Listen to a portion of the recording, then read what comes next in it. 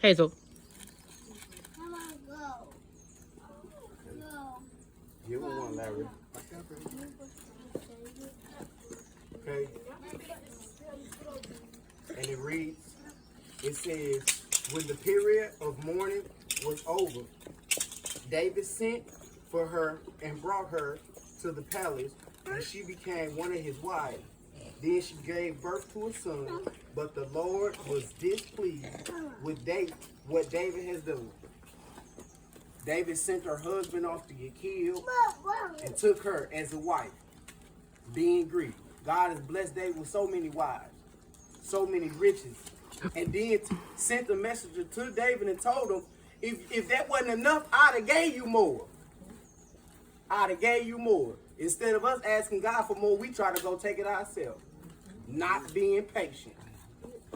Not being patient. Or what the word we use, not enduring. Not waiting, however y'all want to put it. But we don't be patient. We don't practice. And look, we seen there that David did wrong and got in trouble by the Lord. But then when we look in chapter 12, verses 15 through 24, it shows that David received his correction from the Lord, and then God gave him what he wanted, not what he needed. David wanted a child. He didn't need it. He had many kids. God corrected him and told him, no, you can't have that what you want right now. And told him no by saying not right now. A lot of times God tells us not right now, and we take it as a no. Because we're not being patient.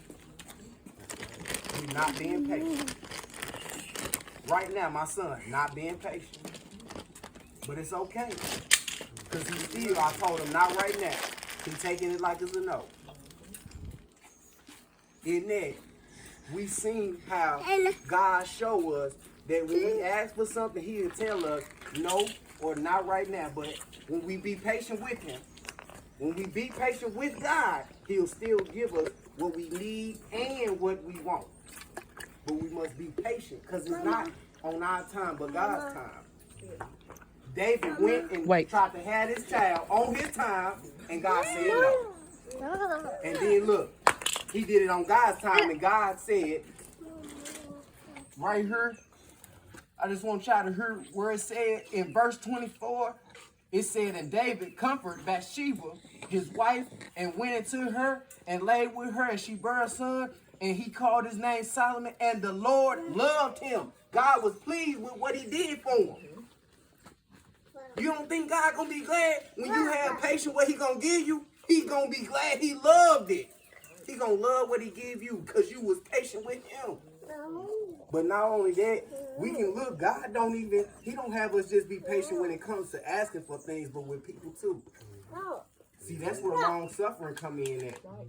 How many times have everybody, we done tried to start something new, right? And messed up in it. I ain't start off great in it. I've been messed up and people start laughing at me, talking about me. How many times have y'all laughed at somebody or somebody laughed at you? Usually it's both. We done laughed at people and got laughed at. It takes forgiveness, trust, and love. And guess what? Without patience, you can't do none of them three. You cannot do none of those three. If you look right now, what we just talked about, forgiveness. You gotta forgive them, or they want you to forgive them. Guess what? It's gonna take patience to be able to forgive them, and it's gonna take trust in God that He's gonna correct and help you and them to apply patience to continue in love. You see how God put all of those in together, and it shows how God is gonna be pleased with it. So you know what, today, we've been practicing patience with fishing, but let us practice it by forgiveness, trust, and continuing in love. How much harder is it when you trying to do something new and you got people laughing at you, making fun of you or something? It ain't easy, but when you practice patience, guess what?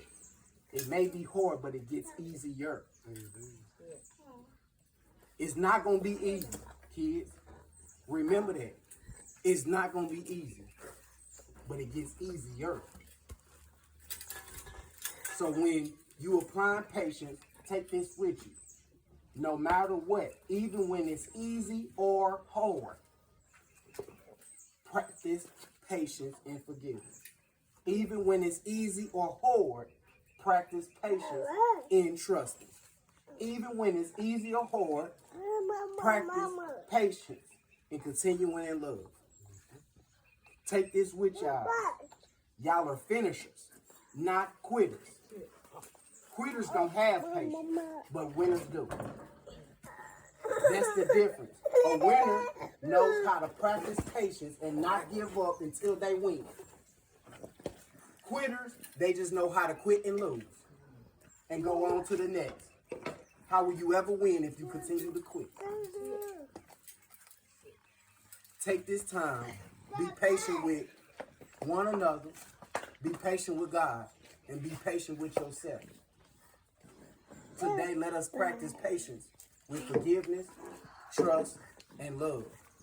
That's all God has gave to me. Amen. Y'all know what? It ain't too much I can really say now. Because Larry done said a mouthful. What I'm going to do with him, think the way that he can carry that to the pulpit. Because you go to listen. He was on point, on time, and everything he said was terrific.